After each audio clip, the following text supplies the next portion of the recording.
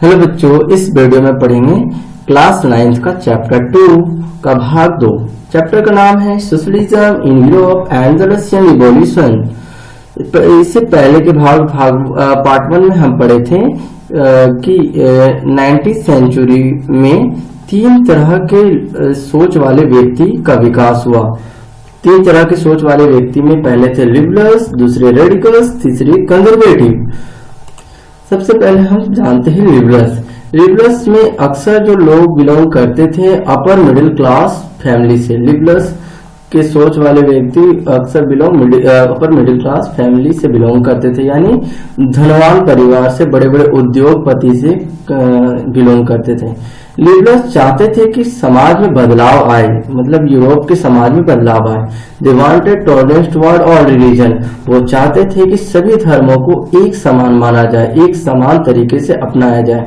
ये जो बीच में जो देख रहे हैं वो इसका सिंपल मीनिंग लिखा हुआ है टॉलरेंस का। In 19th century, the Europe was dominated by Christianity. 19th और 20th सेंचुरी में यूरोप में जो सबसे ज्यादा शक्तिशाली धर्म था, मतलब अधिकता था, मेजोरिटी था, वो था क्रिश्चियन धर्म। डोमिनेट का मतलब होता है टू बी मोर पावरफुल, मतलब सबसे ज्यादा शक्तिशाली। 19th और 20th सेंचुरी में यूरोप में सबसे शक्तिशाली धर्म था Christian. Liberals oppose absolute power enjoyed by most of the monarchs in Europe. Liberals विरोध करते थे कि जो सारी की सारी शक्तियां एक राजा के हाथ में, यानी मोनार्च के हाथ में दे दी जाती है, इनका लिबरल्स विरोध करते थे। अपोज मतलब होता है विरोध करना, एब्सोल्यूट का मतलब होता है सारा का सारा, यानी पूरा शक्ति। They advocate elected parliamentary government. Liberals का मानना था, यानी सपोर्ट करते थे कि ऐसा सरकार बनना चाहिए जिसको हम चुन के बनाएं। कोई एक सरकार जन्मजात नहीं होना चाहिए, माने जन्म के आधार पर राजा का बेटा राजा बने, ऐसा नहीं चाहते थे। लिबरल्स चाहते थे कि जो भी सरकार बने वो हम लोग चुन के बनाएं। They favoured a well train autonomous judiciary. Liberals favour का समर्थन करते थे कि एक राज्य में एक जज होना चाहिए, जुडिशियरी का मतलब जज ऑफ ए कंट्री और स्टेट, मतलब एक देश का जज, एक या फिर एक राज्य का जज को जुडिशियरी कहते हैं। लिबरल्स चाहते थे कि एक देश में एक जज होना चाहिए जो फ्रीडम होना चाहिए। फ्रीडम मतलब आजाद, इसका मीनिंग लिखा हुआ ऑटोनोमस। तो यहाँ वो उनका कहना था कि एक जज एक राज्य में होना चाहिए, वो जज होना चाहिए, आजाद होना चाहिए, वो किसी के अंडर में होना नहीं चाहिए, वो अपने आजादी तरीके से किसी का भी न्याय कर सकते हो। However, they were not democrat. जैसे कि हम अभी देखे थे कि वो सरकार को तो बनाना चाहते थे चुन करके, तो क्या हम उसको डेमोक्रेट कर सकते हैं, लोकतंत्र कर सकते हैं, ये जानेंगे। Because they can not be called Democrat, हम उसको लोकतंत्र नहीं कर सकते, क्योंकि लिबरल्स में अक्सर लोग जो थे बड़े बड़े उद्योगपति थे, इसलिए हम इसको डेमोक्रेट इसलिए नहीं कर सकते। They did not favour universal adult franchise. वो चाहते थे कि सभी लोगों को वोट देने का अधिकार नहीं दिया जाए, मतलब हम अभी पढ़े थे कि चुनाव के द्वारा ही सरकार को बनाना लिबरल चाहते थे, लेकिन ये भी साथ साथ में चाहते थे कि सभी को वोट देने का अधिकार नहीं दिया जाए। यूनिवर्सल एडल्ट फ्रेंचाइज का मतलब होता है राइट टू वोट। राइट मतलब अधिकार, वोट देने का अधिकार सभी को नहीं मिलना चाहिए। And wanted only men with property should have right to vote. वो चाहते थे केवल वैसे व्यक्ति को वोट देने का अधिकार मिलना चाहिए जिसके पास प्रॉपर्टी हो, यानी संपत्ति हो। यानी इसमें किसको किसको वोट देने का अधिकार नहीं मिला, औरत को नहीं मिला वोट देने का अधिकार, और वैसे व्यक्ति को वोट देने का अधिकार नहीं मिल रहा है जिसके पास संपत्ति नहीं है।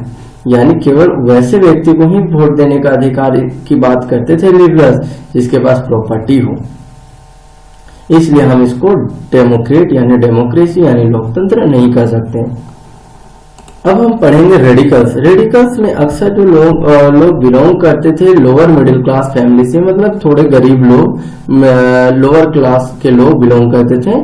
दे support women right and organise women suffrage movement. वो सपोर्ट करते थे कि वो औरत के अधिकार का, मतलब उनके समर्थन करते थे कि औरत को भी अधिकार मिलना चाहिए, और भी ऑर्गेनाइज क्या करते थे, यानी संगठन बनाया करते थे सेवराट मूवमेंट का। वो सेवराट मूवमेंट ऐसे आंदोलन को कहते हैं जिसमें औरत अपने वोट देने का अधिकार और पॉलिटिकल पोजीशन पाने के अधिकार के लिए लड़ाई करे, उसको कहते हैं सेवराट मूवमेंट।